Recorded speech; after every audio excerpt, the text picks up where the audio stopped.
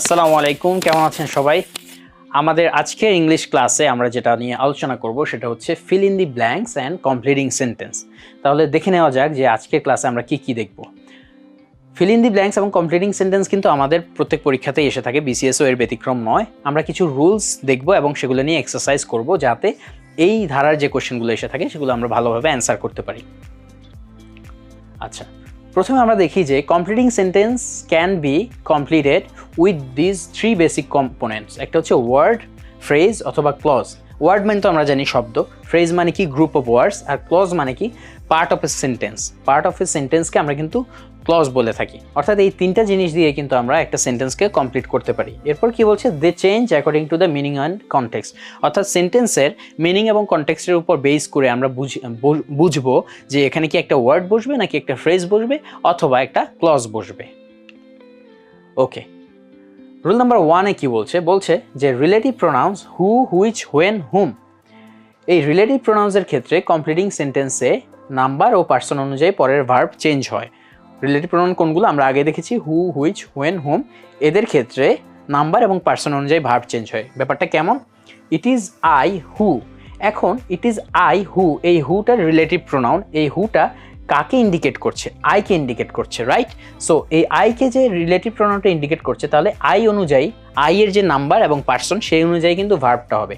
I এর সাথে আমরা কি জানি? এম বসে, রাইট? তাহলে আমাদের এখানে I, it is I who, এরপরে বসবে am. Am going to abroad. Am এর পরে আমরা জানি যে আই এম। তো এখানে যেহেতু আমার যে প্রেজেন্ট কন্টিনিউয়াস টেন্স হবে সেহেতু ভার্বের সাথে আইএনজি যোগ হয়ে গিয়েছে। ইট is I who am going to abroad. Present tense হবে আমরা কিভাবে বুঝলাম? প্রেজেন্ট টেন্স হবে বুঝলাম এই যে এখানে ইট ইজ আই। সো এই যে ইজ ভার্বটা দিয়ে আমরা বুঝেছি প্রেজেন্ট টেন্স হবে।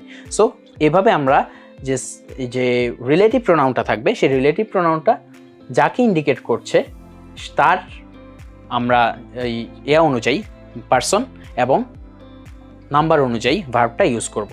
জাস্ট এখানে যেমন আছে, এখানে যদি ইট ইজ আই হু এর জায়গায় ইট ইজ হি হু থাকতো তাহলে কি এম হতো? এম হতো না, তখন তো he is. It is he who is. আচ্ছা, ব্যাপারটা এরকম। সো রুল নাম্বার 1 আমরা বুঝতে পারলাম। রুল নাম্বার 2-তে আমরা যাই। রুল নাম্বার 2-তে বলছে so that, in order that. এটার ক্ষেত্রে কি হয়? এক্ষেত্রে ফার্স্ট ক্লজের ভার্বের টেন্স অনুযায়ী মেইন ভার্ব এর আগে may, might or can, could বসে। So that, in order that থাকলে ফার্স্ট ক্লজে যে ভার্ব থাকে, যেমন the workers work hard so that, এখানে ফার্স্ট ক্লজ এটা, এখানে ভার্ব কোনটা? এখানে ওয়ার্ক হার্ড। তাহলে এই ভার্বটা কোন টেন্সে আছে? এই ভার্বটা প্রেজেন্ট টেন্সে আছে। তাহলে এখানে কি বসবে? ক্যান বসবে অথবা মে বসবে। তাহলে সো দ্যাট এর পরে কি হবে বলছে যে they may or can earn a decent salary. Main ভার্বটা কোনটা? এখানে সেকেন্ড ক্লজে মেইন ভার্ব হচ্ছে আর্ন, কিন্তু মেইন ভার্বের আগে ক্যান অথবা মে বসবে কারণ এখানে প্রেজেন্ট টেন্স।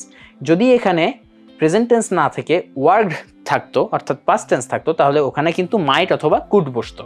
অর্থাৎ তখন হতো the workers worked hard so that they might or they could earn a decent salary. আচ্ছা, রুল নাম্বার 3-তে বলা হচ্ছে অ্যাজ ইফ অথবা as though. Verb present form plus as if or as though plus ভার্বের past form. এটা হচ্ছে এক number rule. অথবা ভার্বের past form plus as if or as though plus ভার্বের পাস্ট পারফেক্ট ফর্ম। অর্থাৎ অ্যাজ ইফ অথবা অ্যাজ দো এর আগের পার্ট যদি প্রেজেন্ট টেন্সে থাকে পরের পার্ট হয়ে যাবে পাস্ট টেন্সে, আর আগের পার্ট যদি পাস্ট টেন্সে থাকে পরের পার্টটা হয়ে যাবে পাস্ট পারফেক্ট টেন্স। যেমন এখানে বলা হচ্ছে শি স্পিক্স অ্যাজ ইফ, এখানে কি হবে? শি স্পিক্স, আচ্ছা এটা দেওয়া নেই, আমরা বলে দিচ্ছি she speaks as if she were a mad, right? She were a mad. কেন ওয়ার হবে এখানে? কারণ স্পিক্স আমরা দেখতে পাচ্ছি প্রেজেন্ট টেন্স। সো এটার যদি আমরা অ্যাজ ইফের আগের পার্ট প্রেজেন্ট টেন্স থাকলে পরের পার্ট পাস্ট টেন্স হবে। তাহলে আমরা এরপরে বলবো as if she were a mad. কিন্তু এখানে যদি থাকতো শি স্পোক অ্যাজ ইফ, অর্থাৎ আগের পার্টটা যদি পাস্ট ফর্মে থাকতো তখন আমরা কি বলবো? যে she spoke as if she had been A mad. Had been A mad তখন হয়ে যাবে কি? পাস্ট পারফেক্ট টেন্স হয়ে যাবে। আচ্ছা, আমরা তাহলে রুল নাম্বার 4-এ যাই। রুল নাম্বার 4-এ বললো, সরি, রুল নাম্বার 4-এ যেটা বললো সেটা হচ্ছে so subject plus verb plus so plus adjective এটা থাকলে এরপরে কি হবে? এরপরে subject plus can not or could not plus verb. এটা আমরা স্ট্রাকচার না দেখে এখানে দেখি যে আই অ্যাম সো টায়ার্ড, তাহলে subject plus am verb plus so plus tired একটা অ্যাডজেক্টিভ। এরপরে কি হবে? এরপরে হবে that I can not stand up. I can not হলো কেন এখানে? কারণ এখানে আই অ্যাম সো টায়ার্ড, এই ভার্বটা প্রেজেন্ট টেন্সে আছে। এই ভার্বটা যদি পাস্ট টেন্সে থাকতো ওখানে ক্যান নটের জায়গায় কুড নট হয়ে যেত। অর্থাৎ আমি এতই টায়ার্ড, এতই ক্লান্ত যে আমি দাঁড়াতে পারছি না, কিন্তু আমি যদি বলি যে আই ওয়াজ সো টায়ার্ড, অর্থাৎ আমি এতই ক্লান্ত ছিলাম যে I could not stand up, আমি দাঁড়াতে পারছিলাম না, তখন এখানেও কিন্তু ক্যান নটের জায়গায় কুড নট হয়ে যাবে। আচ্ছা, এটা ছিল আমাদের রুল নাম্বার 4। রুল নাম্বার 5 বলছে প্রোভাইডেড অথবা প্রোভাইডেড দ্যাট অথবা প্রোভাইডিং দ্যাট অথবা ইফ, এটা থাকলে কি হয়? এটা থাকলে simple future form of verb যদি এর আগে থাকে, এর পরে কিন্তু simple present form of verb হবে। যেমন আমরা দেখি এখানে ইফের আগে কি আছে? I will get tired if, অর্থাৎ আমি টায়ার্ড হয়ে যাব ইফ। তাহলে আমি ইফের আগে পাচ্ছি সিম্পল ফিউচার ফর্ম ভার্বের, তাহলে পরে কি হবে? Simple present form. তাহলে আমরা এটাকে কমপ্লিট করবো কিভাবে? I will get tired if I don't eat regularly. If I don't eat regularly, তাহলে আমি এখানে দেখতে পাচ্ছি যে সিম্পল প্রেজেন্ট ফর্মটা পাচ্ছি, if I don't eat regularly. অথবা I will get tired provided that, ইফের জায়গায় আমরা কি বসাতে পারি? প্রোভাইডেড দ্যাট, প্রোভাইডিং দ্যাট, এগুলা অথবা প্রোভাইডেড আমরা বসাতে পারি। তাহলে আমরা এখানে ইফের জায়গায় আমরা যদি বলি I will get tired provided that, তখন আবার সেম রুল অ্যাপ্লাই হবে যে প্রোভাইডেড দ্যাটের আগে কি আছে?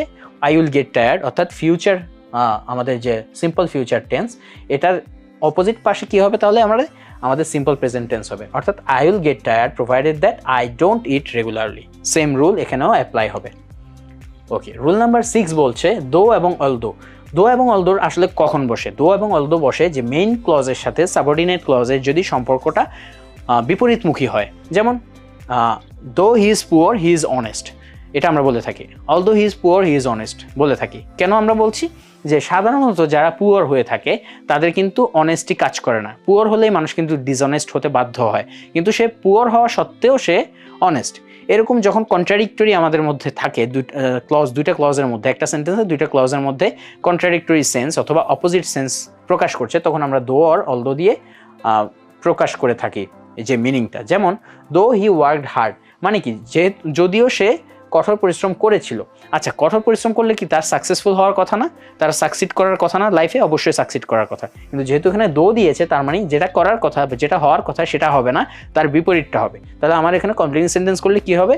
দো he worked hard he could not succeeded in life, he could not succeed in life, right? যদি আমাদের দো না থাকতো, যদি থাকতো হি ওয়ার্কড হার্ড, তা এরপরে কমপ্লিটিং সেন্টেন্স, তাহলে আমি কি বলতাম? He worked hard and succeeded in life, সে কঠোর পরিশ্রম করেছিল এবং জীবনে সফল হয়েছিল, এটাই তো আমি বলতাম। কিন্তু দো দেওয়ার কারণে আমি বুঝতে পারছি যে এমন একটা কিছু যেটা হওয়ার কথা না সেটা হয়েছে, তাহলে আমার বলতে হবে though he worked hard he could not succeed in life, right? আচ্ছা, এই যে এটাই হচ্ছে আমাদের এখানে the meaning of this two clauses are opposite, যেটা আমরা এতক্ষণ বললাম। এখানে ওয়ার্ক হার্ড করলে তার সাকসিড করার কথা, কিন্তু সে সাকসিড করে নাই, সো মিনিংগুলা কন্ট্রাডিক্টরি অর অপোজিট। এটা দো অলদো উভয় ক্ষেত্রেই সেম রুল অ্যাপ্লিকেবল হবে। আচ্ছা, রুল নাম্বার 7 আমরা দেখি সিন্স অর অ্যাজ, এটা কিভাবে হয়। বলছে in this case the meaning of the main clause will not be contradictory then the subordinate one as he knows English. Although এবং দো এর যে ব্যাপারে যেটা বলেছি, অ্যাজ অথবা সিন্সের ক্ষেত্রে ঠিক তার অপোজিট, অর্থাৎ এখানে যেটা হওয়ার কথা সেটাই হবে। অ্যাজ হি নোজ ইংলিশ মানে যেহেতু সে ইংলিশ জানে, তাহলে কি হওয়ার কথা? ইংলিশ যেহেতু সে ভালো জানে, তাহলে সে ভালো জব পাওয়ার কথা। অথবা ইংলিশ যেহেতু সে ভালো জানে, ইংলিশ পরীক্ষায় সে ভালো মার্কস পাওয়ার কথা। ইংলিশ যেহেতু সে ভালো জানে, সেহেতু সে আইএলটিএসে ভালো স্কোর করার কথা। ব্যাপারটা এরকম, যেটা হওয়ার কথা সেটাই যদি হয়, সেক্ষেত্রে আমরা অ্যাজ অথবা সিন্স ইউজ করি। যেমন as he knows English he may get a good job, since he knows English he May score good in IELTS. এরকম অ্যাজ অথবা সিন্স আমরা যখন অনুগামী হবে, অর্থাৎ দুইটা ক্লজে যদি একই ধরনের কথা প্রকাশ করে থাকে, যা হওয়ার কথা তাই যদি হয়, তখন আমরা সিন্স অথবা অ্যাজ ইউজ করে থাকি। আচ্ছা, রুল নাম্বার 8-এ কি বলছে আমরা দেখি। রুল নাম্বার 8-এ বলছে সিন্সের আগের ক্লজটি সিম্পল প্রেজেন্ট বা প্রেজেন্ট পারফেক্ট হলে পরের মেইন ক্লজটিতে ভার্বের সিম্পল টেন্স হয়, সিম্পল পাস্ট টেন্স হয়। অর্থাৎ সিন্স এটা যদি আমার একটা কনজাংশন হিসেবে ইউজ হয়ে থাকে অথবা কানেক্টর হিসেবে ইউজ হয়ে থাকে দুইটা ক্লজের মধ্যে, তখন তার আগের পার্ট যদি আমার কি হয়ে থাকে? সিম্পল প্রেজেন্ট টেন্স অথবা প্রেজেন্ট পারফেক্ট টেন্স হয়ে থাকে, তাহলে সিন্সের পরের পার্ট হবে কি? Past, simple past tense. যেমন it is 10 years since I met him. কেন আই মেট হিম হবে? কারণ ইট ইজ 10 ইয়ার্স। সিন্সের আগের পার্ট কোন টেন্সে আছে? সিম্পল প্রেজেন্ট টেন্সে আছে। পরের পার্ট কোন টেন্সে হবে? সিম্পল পাস্ট টেন্সে হবে। খুবই সিম্পল। তাহলে it is 10 years since I met him, ভার্বটা কোথায় আমরা দেখতে পাচ্ছি? সিম্পল পাস্ট টেন্সে। এটাই ছিল আমাদের রুল নাম্বার 8। রুল নাম্বার 9 বলছে কিন্তু সিন্সের আগের ক্লজটি সিম্পল পাস্ট হলে পরের মেন ক্লজটিতে ভার্বের পাস্ট পারফেক্ট টেন্স হয়। আমরা দেখেছি এর আগে যে আগেরটা যদি আমাদের যে সিম্পল প্রেজেন্ট টেন্স অথবা প্রেজেন্ট পারফেক্ট টেন্স হয়, পরের পার্টে হয়ে যাবে সিম্পল পাস্ট টেন্স। কিন্তু এবার যদি আগের পার্টেই সিম্পল পাস্ট টেন্স হয় তখন কি হবে? তখন আমার সিন্সের পরের পার্টে হয়ে যাবে পাস্ট পারফেক্ট টেন্স। যেমন আমরা একটা এক্সাম্পল দেখি, যেমন ইট ওয়াজ 10 ইয়ার্স সিন্স, ওখানে ছিল ইট ইজ 10 ইয়ার্স, কিন্তু এখন বলছি ইট ওয়াজ 10 ইয়ার্স। সো এ পাশে টেন্সটা কোনটা? Simple past tense. আগে যদি সিম্পল পাস্ট টেন্স থাকে, পরের পার্টে কি হয়? Past perfect tense. তাহলে আমরা এখন দেখতে পাচ্ছি যে it was 10 years since I had met you last. Had met, তাহলে ভার্ব কোথায় আছে? ভার্ব আছে পাস্ট পারফেক্ট টেন্সে। এটাই ছিল আমাদের রুল নাম্বার 9। আচ্ছা, পরের রুলে বলছে যে ইট ইজ টাইম অথবা ইট ইজ হাই টাইম থাকলে কি হয়? খুবই সহজ নিয়ম এখানে। ইট ইজ টাইম অথবা ইট ইজ হাই টাইম থাকলে ভার্ব অলওয়েজ পাস্ট টেন্স হয়, সিম্পল পাস্ট টেন্সে বসে যাবে ভার্বটা। যেমন it is time we changed our schedule, it is time we took the necessary steps, it is time we changed our habits. যেটাই হোক main ভার্বটা আমার হয়ে যাবে পাস্ট টেন্স, সিম্পল পাস্ট টেন্সে। রুল নাম্বার 11 হচ্ছে আনলেসের রুল। আনলেস যুক্ত বাক্যে মেইন ক্লজটিতে ভার্বের সাথে নেগেটিভ ফর্ম হয়। যেমন unless you obey your elders. আনলেস দিয়ে আমরা কি বোঝানো থাকি আসলে? যদি না, যদি না, তাহলে এটা নিজেই হচ্ছে নেগেটিভ। যদি না করো তাহলে তো যেটা হবে সেটাও তো নেগেটিভ রেজাল্টই হবে, ঠিক না? Unless you obey your elders, অর্থাৎ যদি না তুমি তোমার এল্ডারদেরকে, গুরুজনদেরকে ওবে করো, মান্য করো, you can not succeed in life, তাহলে কিন্তু তুমি লাইফে সফল হতে পারবা না। তাহলে যেহেতু এটা নেগেটিভ থিম এক্সপ্রেস করে, এটার যে রেজাল্টের পরবর্তী ক্লজে যেটা আসবে সেটা কিন্তু নেগেটিভ হবে। So unless you obey your elders you can not succeed in life, যদি না তুমি গুরুজনদের মান্য করো তুমি কিন্তু লাইফে সফল হতে পারবা না। রুল নাম্বার 11 আচ্ছা আমরা আরেকটা দেখি যে আনলেস ইউ ওয়ার্ক হার্ড, তাহলে এখানে কি হবে? যদি তুমি পরিশ্রম না করো তাহলে কি হবে? You will not prosper. এখানেও নেগেটিভটাই আসবে, কারণ সে তো নেগেটিভ। এখানে আমরা নেগেটিভ বলছি আগে যে সে ওয়ার্ক হার্ড করছে না, পরিশ্রম করছে না। পরিশ্রম না করলে যেটা তার ফলাফল হবে সেটা অবভিয়াসলি নেগেটিভ হবে। সো এরপরে হবে ইউ উইল নট প্রসপার, অথবা you will not pass in the examination, you will not get your work done. অনেক কিছু হতে পারে, যেটাই হোক কিন্তু একটা নট আসবে, অর্থাৎ নেগেটিভ ভাইব এখানে থাকবে। আচ্ছা, রুল নাম্বার 12 হচ্ছে আই উইশ অথবা উড দ্যাটের। এখানে বলছে যে আই উইশ অথবা উড দ্যাট যুক্ত বাক্যে মেইন ক্লজটিতে সাবজেক্ট ওয়ার ইউজ করা হয়। মেইন ক্লজটিতে সাবজেক্ট প্লাস ওয়ার ইউজ করা হয়, অর্থাৎ সাবজেক্টের পরে ওয়ার আসবে এখানে। যেমন I wish I were a king, অথবা would that he were alive. এখানে কিন্তু এটাকে আমরা বলে থাকি আনরিয়েল পাস্ট। ওয়ার এখানে কিন্তু পাস্ট টেন্স না, আনরিয়েল পাস্ট আমরা বলে থাকি। আই উইশ অথবা উড দ্যাটের পরে যে ওয়ারগুলো আসে, যেমন I wish I were a king অথবা would that he were alive, এটাকে আমরা আনরিয়েল পাস্ট বলে থাকি। এখানে আমরা মনে রাখবো যে আই উইশ অথবা উড দ্যাটের পরে আনরিয়েল পাস্ট টেন্স হয়, এবং সেজন্য আই এর পরে অথবা সাবজেক্ট যেটাই থাকুক না কেন, হি আই যেটাই থাকুক না কেন, সেটার পরে আমার যে ভার্বটা হবে সেটা হবে war.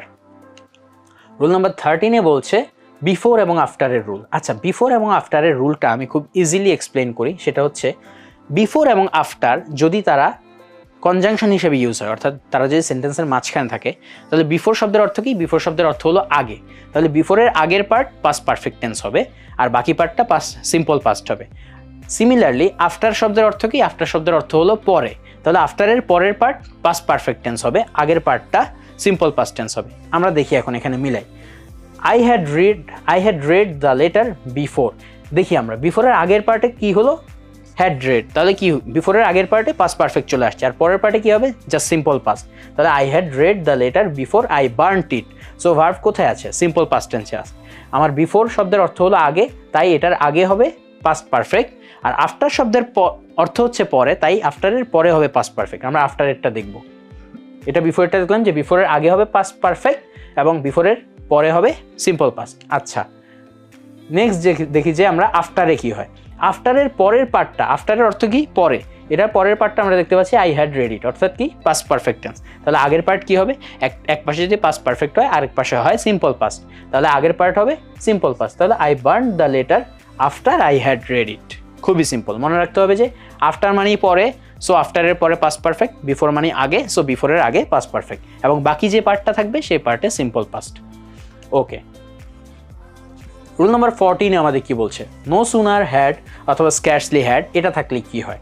So no sooner had, scarcely had, এদের সাথে যে হ্যাড আছে আমরা বুঝতেই পারছি যে এদের সাথে হ্যাড যুক্ত, যেহেতু এদের সাথে যে ক্লজটা থাকবে, অর্থাৎ দুইটা ক্লজ যদি আমরা চিন্তা করি, নো সুনার হ্যাড অথবা স্ক্যার্সলি হ্যাডের সাথে যে ক্লজটা থাকবে সেই ক্লজটাতে পাস্ট পারফেক্ট টেন্স হবে। যেহেতু এখানে হ্যাড চলে আসছে, পরে তো একটা পাস্ট পার্টিসিপল ফর্ম বসবে, ঠিক না?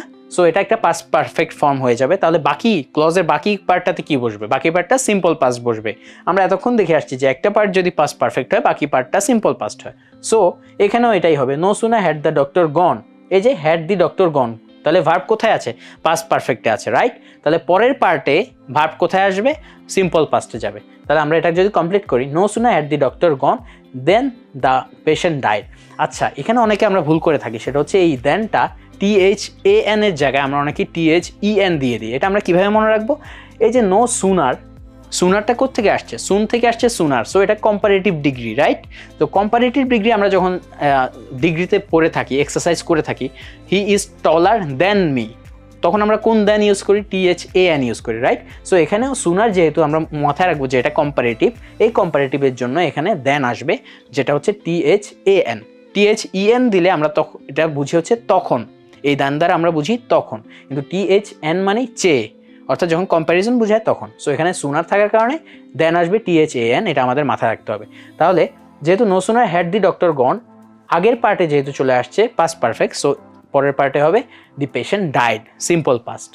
এটা স্ক্যার্সলি হ্যাডের জন্য সেম রুল অ্যাপ্লিকেবল। যেমন আমরা দেখি স্ক্যার্সলি হ্যাডে কি বললো, scarcely had he arrived the station, so he arrived the station, had he arrived the station. তাহলে এখানে কোন পার্টে আছে? এখানে আছে পাস্ট পারফেক্ট। পাস্ট পারফেক্ট যদি এখানে থাকে, পরের পার্টে হবে সিম্পল পাস্ট। যেমন scarcely had he arrived the station when the train left, so verb কোথায় আছে? দি ট্রেন লেফট, সিম্পল পাস্টে আছে। এখানে দেখার বিষয় হলো স্ক্যার্সলি হ্যাডের সাথে বসে হোয়েন, আর নো সুনার হ্যাডের সাথে বসে দেন। আচ্ছা, এটা ছাড়া আর সব কিছুই সেম। স্ক্যার্সলি হ্যাডের সাথে সংযুক্ত ক্লজটা হয়ে যাবে পাস্ট পারফেক্ট, নো সুনার হ্যাডের সাথে সংযুক্ত ক্লজটা হয়ে যাবে পাস্ট পারফেক্ট, এবং বাকি ক্লজটা হবে অলওয়েজ সিম্পল পাস্ট। এবার আমরা কিছু এক্সারসাইজ করি, যেমন ইট ইজ হাই টাইম, আমরা পড়েছি ইট ইজ হাই টাইম থাকলে কি হয়? ভার্বটা পাস্ট টেন্স হয়ে যায়। তাহলে it is high time we discussed the matter, option B হচ্ছে আমাদের correct answer, we discussed the matter, কারণ অপশন বিতে আমরা দেখতে পাচ্ছি আমাদের ভার্বটি পাস্ট, সিম্পল পাস্ট টেন্সে আছে। আচ্ছা, 2 নাম্বার কোশ্চেন কি বলছে আমরা দেখি। 2 নাম্বার কোশ্চেন বলছে যে রিশান টক্স অ্যাজ ইফ, এরপর ড্যাশ। অ্যাজ ইফের যে রুলটা আমরা দেখেছিলাম সেটা হচ্ছে আমাদের দেখতে হবে যে অ্যাজ ইফের আগের ক্লজটাতে মানে ভার্বটা কোন টেন্সে আছে। সেখানে যদি ভার্ব সিম্পল প্রেজেন্ট অথবা প্রেজেন্ট পারফেক্ট টেন্সে থাকে, তাহলে পরের ভার্বটা হবে সিম্পল পাস্ট।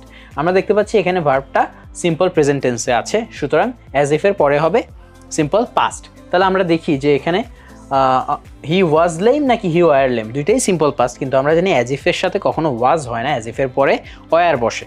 সো এখানে হবে he were lame, right? So option B হচ্ছে আমাদের কারেক্ট আনসার। আমরা প্রথমে সি আর ডি বাদ দিয়ে দিব, কারণ হি ইজ লেম কখনো হবে না, হি উইল বি লেম এটাও হবে না।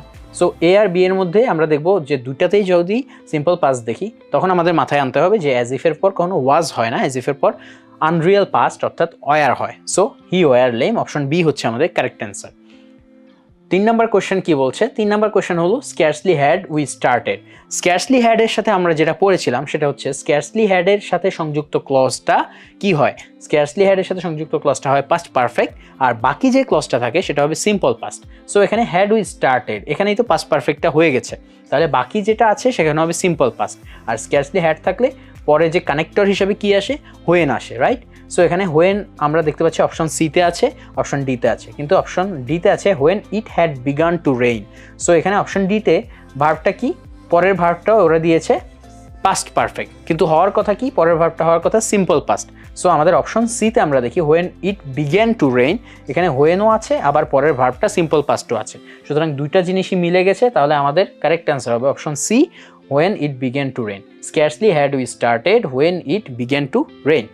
আচ্ছা, তারপরে কোশ্চেনটা দেখি, no sooner dash the house then dash. No সুনারের সাথের ক্লজটা আমরা জানি কি হয়? পাস্ট পারফেক্ট হয়। তাহলে আমরা দেখবো যে প্রথমে এখানে পাস্ট পারফেক্ট কোথায় আছে? Had I left did I live, had I left. Had I left এটা কি পাস্ট পারফেক্ট, সো এ আর ডি এই দুইটার মধ্যে একটা হবে। পরেরটা আমরা জানি কি সিম্পল পাস্ট টেন্স হবে। পরের পার্টে দেখি it started raining, it was raining. তাহলে ইট স্টার্টেড রেইনিং আর ইট ওয়াজ রেইনিং, সিম্পল পাস্টে কোনটা আছে? সিম্পল পাস্টে আছে it started raining, right? So option A হচ্ছে আমাদের correct answer. No sooner had I left the house then it started raining. Option A আমাদের কারেক্ট আনসার। আচ্ছা, তারপরে আমরা দেখি, এটাই আমাদের লাস্ট কোয়েশ্চেন ছিল। তাহলে এর মাধ্যমে কিন্তু আমরা fill in the blanks completing সেন্টেন্সের ক্লাসটি শেষ করে ফেললাম। আশা করি এরপর থেকে এই রিলেটেড কোয়েশ্চেন আপনারা খুব ইজিলি সলভ করতে পারবেন। দেখা হবে পরের কোনো ভিডিওতে, সে পর্যন্ত সবাই ভালো থাকবেন। আসসালামু আলাইকুম।